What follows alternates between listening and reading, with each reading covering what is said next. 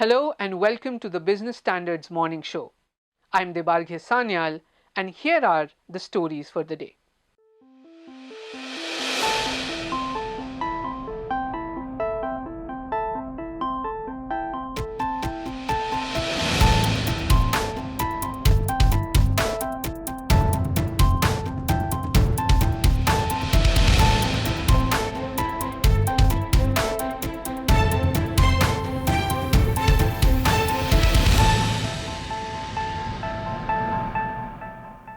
After the Hindenburg researchers' critical report on Adani Group, global credit rating agencies have started to recalibrate their stance on the conglomerate's assets.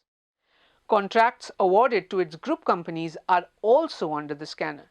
So, will the dark clouds hovering over the group grow darker in the days ahead? Or 60-year-old Gautam Adani, who was the world's third richest man until a few days ago, will be able to overcome this crisis? Puneet Wadhwa's report answers all these questions.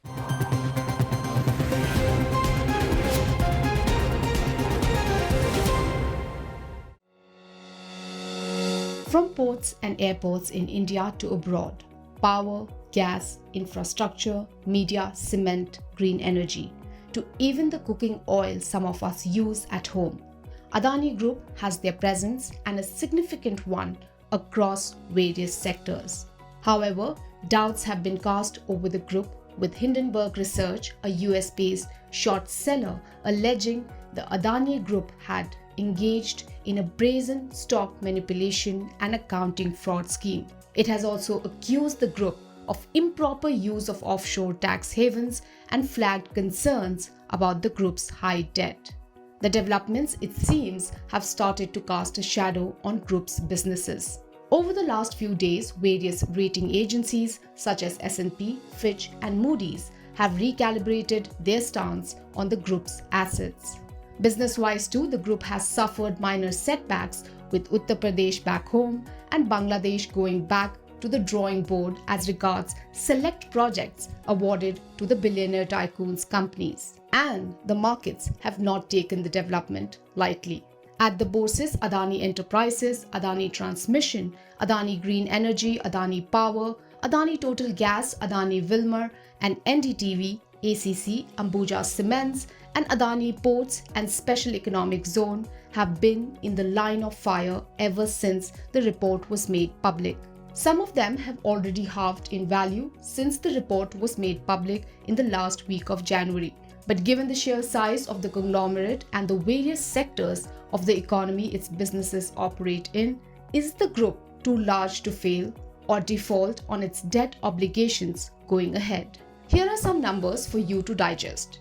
Gautam Adani was the third richest person globally not too long ago, with his wealth estimated at $138 billion as on November 15, 2022, only behind Bernard Arnault and Elon Musk, according to Bloomberg data.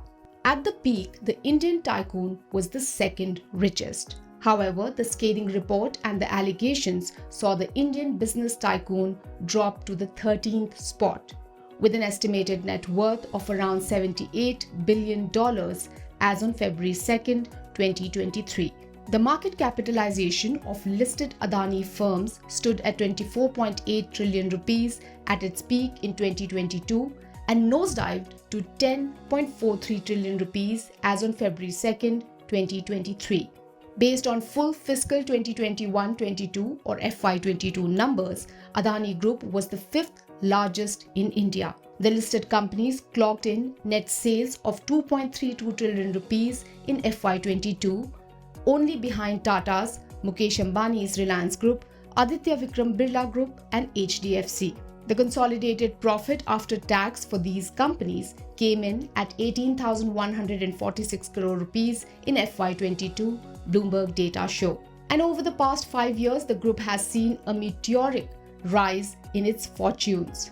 Net sales of Adani's listed companies grew from 1.26 trillion rupees in FY17 to 2.32 trillion rupees in FY22. Profit before interest, depreciation and taxes of PBDIT leaped 155%, while the net profit surged 1,536% during this period, data show. Independent market analyst Ambrish Baliga believes that Adani Group's fortunes are closely tied to the economic projections India is forecasting. The Adani Group, he believes, is too big to go under, but the project financing issues, given the recent developments, could be a thorn in the rosebed. A group whose market cap was more than 20 lakh crores, and even after this crash, it is still worth more than 9 lakh crores, comes under the bracket too big to fail. When we use this term, it doesn't mean they can't fail, but when they fail, it can have a domino effect on the markets as well as the economy. But talking about the Adani Group, I doubt whether they would go under. They have solid cash generating businesses, and the sectors they operate in are expected to do very well, directly linked to the economic growth India is projecting. In fact, in most of the sectors they operate, they are among the leaders. I don't think anybody has doubts about the business prospects. It was always a question of excessive valuation, which is now getting corrected, as the sentiments are adversely affected post the Hindenburg report. The drastic cut in the market cap is not a direct threat to the businesses of the group companies, but we may not witness stratospheric valuations anytime soon. This crash will affect their fundraising ability in the foreseeable future, which could in fact have impact on their efforts to reduce leverage or fund aggressive expansion plans as well as inorganic growth. So it's possible that some of the existing projects as well as the prospects of future projects could get reallocated.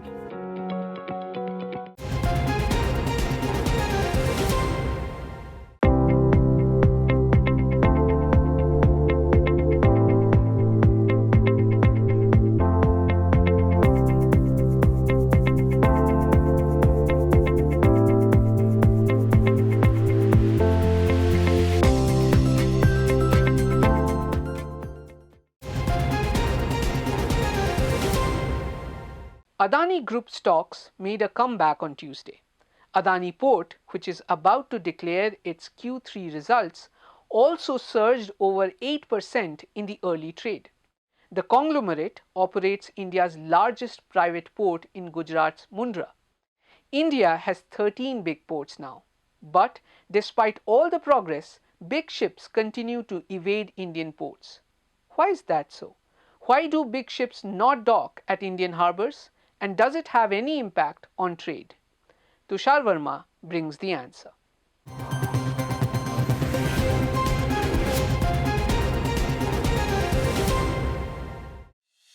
The world's largest commercial ship, Everilot, is as tall as the famous Empire State Building in New York. This megaship can carry 24,000 20-foot equivalent unit or TEUs worth of cargo. However, while this giant ship makes frequent trips to Sri Lanka, Singapore, and Malaysia, it always skips India.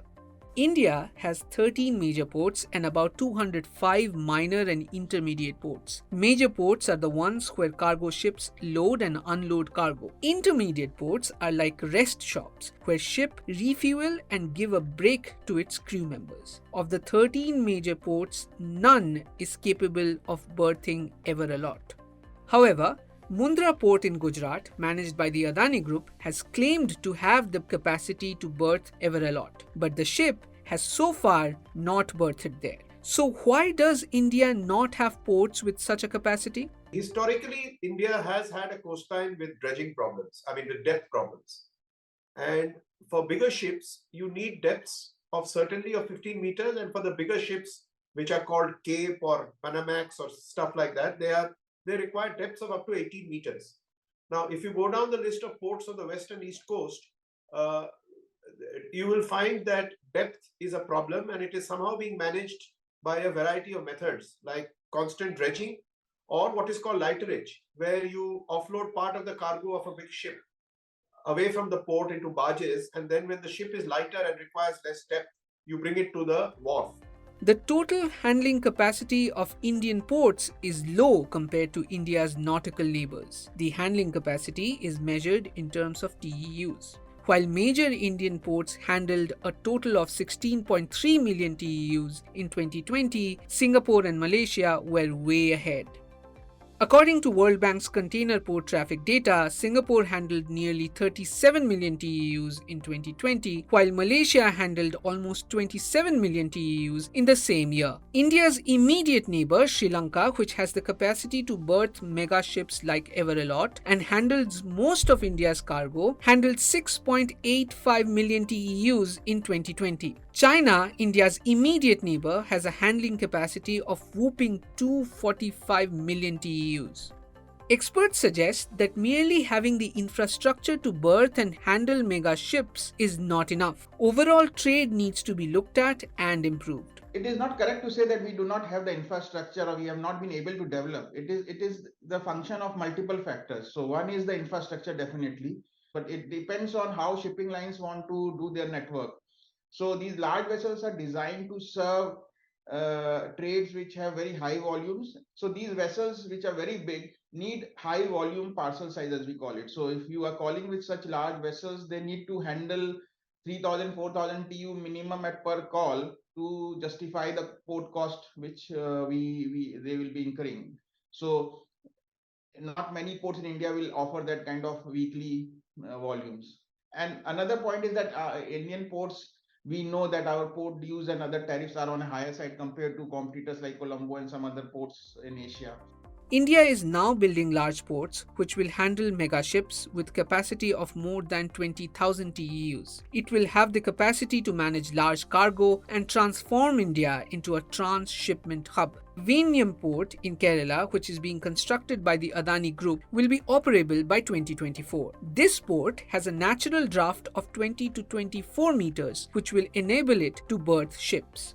The government has also proposed to build a transshipment port in Andaman and Nicobar Islands with a capacity of handling 16 million TEUs. Recently, the Ministry of Ports, Shipping and Waterways invited expressions of interest for the building of the port. The estimated cost is about $5 billion. Historically, shipping lines have found it convenient to be on the South Asian shipping line, which basically touches Colombo after Dubai. So basically, the biggest initiative India has taken is to develop a massive port on the main trunk shipping line in the Great Nicobar Island in the Andamans, right? So that, I think, is a decisive strategic step to set up a very major port bang in the middle of established shipping routes. Then, of course, will be the challenge of getting shipping companies to use the port and use it for shifting cargo, which is broadly called transshipment. So I think India is now making up for lost time. According to an RBI report in 2022, India scored low in the Participation Index of the Global Value Chain or GVC. India's score in the GVC Participation Index was 34%, while on the other hand, the score of the 10 member nations of Southeast Asia was 45.9%. Vietnam alone scored more than 50%.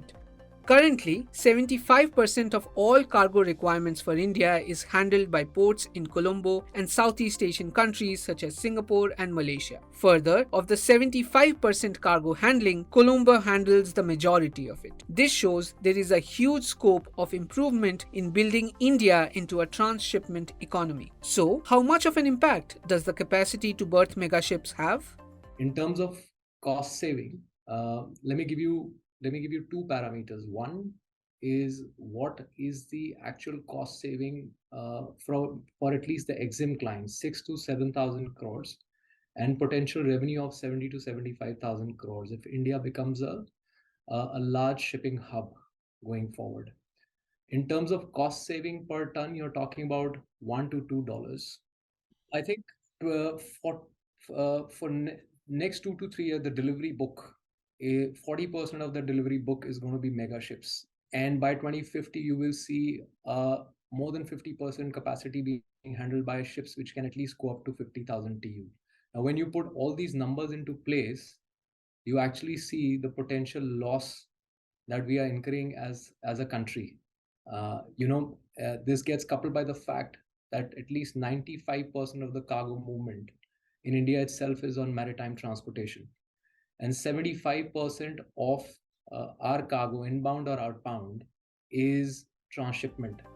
Experts suggest that infrastructure development alone will not solve the problem. Trade is a multifaceted phenomenon, and India will have to increase the volume of trade to successfully dock mega ships. Lack of transshipment ports in India is a loss on the exchequer. It's good news that India has taken the initiative to build such a big port in the Great Nicobar Islands. However, it remains to be seen how successful this endeavor will be.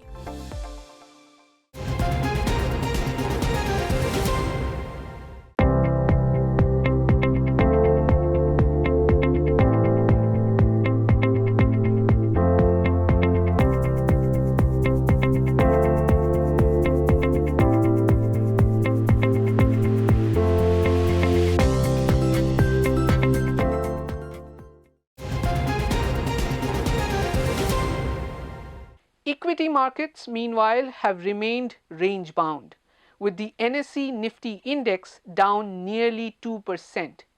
Amidst this volatility, defensive pockets like Nifty's FMCG and IT indices have outperformed frontline indices. Analysts, therefore, suggest investors to rotate from high beta stocks to selective defensive plays due to an uncertain roadmap ahead. Here's the report.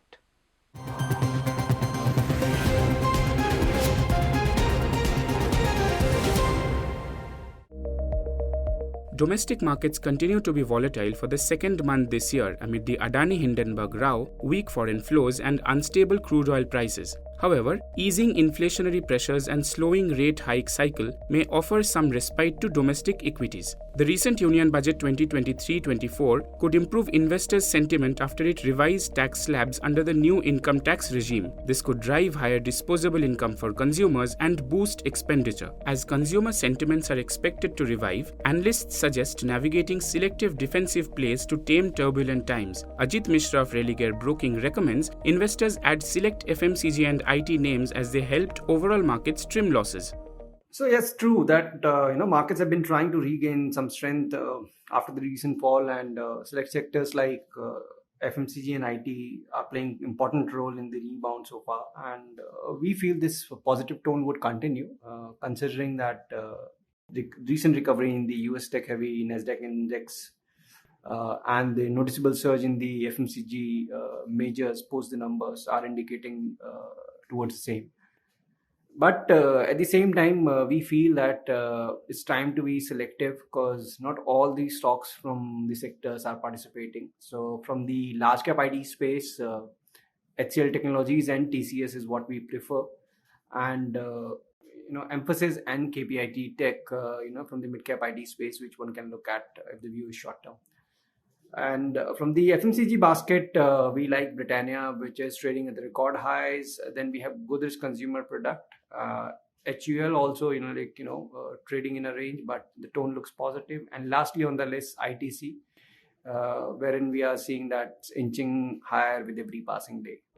So far this year, defensive sectors like Nifty FMCG and Nifty IT indices have outperformed benchmark indices as they rose up to 6%. In comparison, the NSE Nifty index declined nearly 2% during the same period. On the flip side, analysts remain wary of selective pharma stocks due to a mixed performance in the October-December quarter, that is Q3 FY23. Although defensive sector like FMCG and pharma looks reasonable from a valuation perspective, however, slower recovery, that is in the rural region, and the inflationary environment would restrict any major outperformance.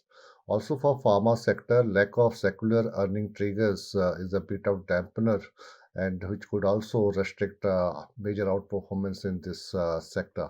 For Q3, IT sector has met the market expectation despite seasonality coupled with the looming market uncertainties.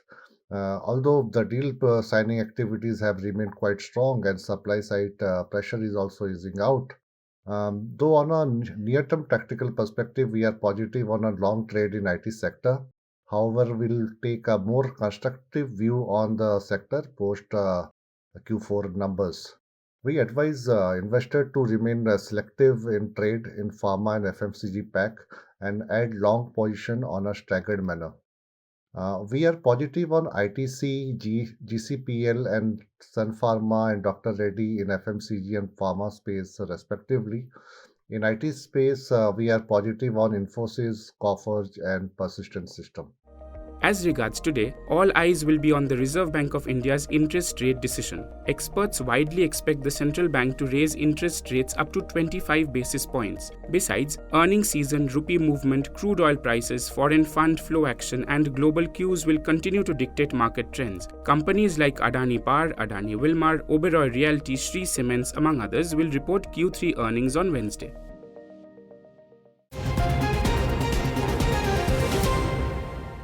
After the financial markets, let us move on to a tragedy which has struck parts of Turkey and neighboring Syria. At least 5,000 people have lost their lives after 3 devastating earthquakes shook the region, which sits on a well-known fault line, the Anatolia tectonic block. But what is a fault line? Let us understand in our Decoded segment.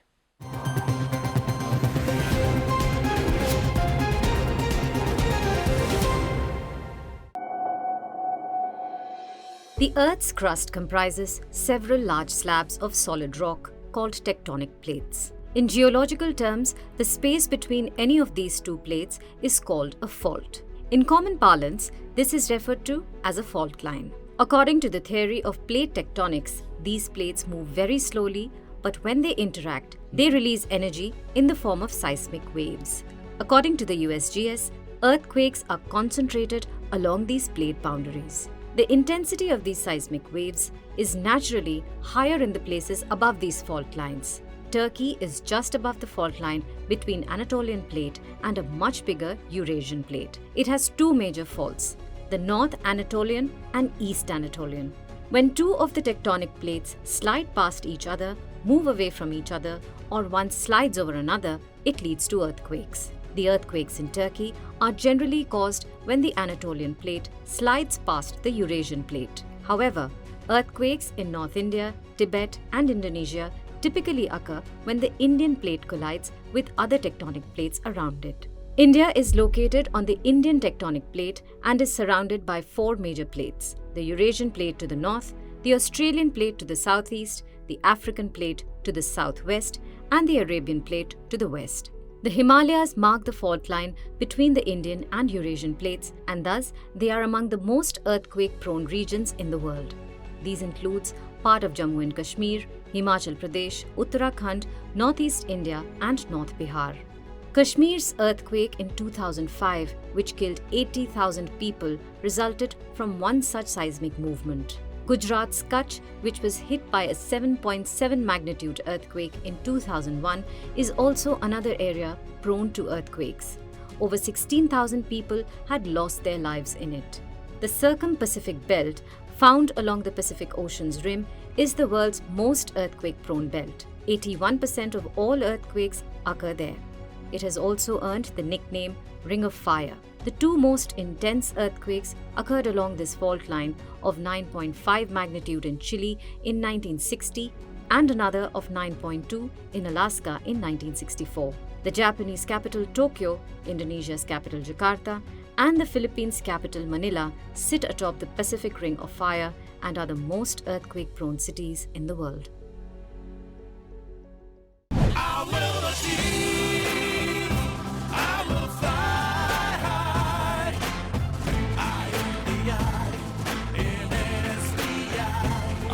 By the nation's trusted bank, SBI, the banker to every Indian. India, meanwhile, has sent an NDRF team, a sniffer dog squad, and a consignment of medicines to Turkey.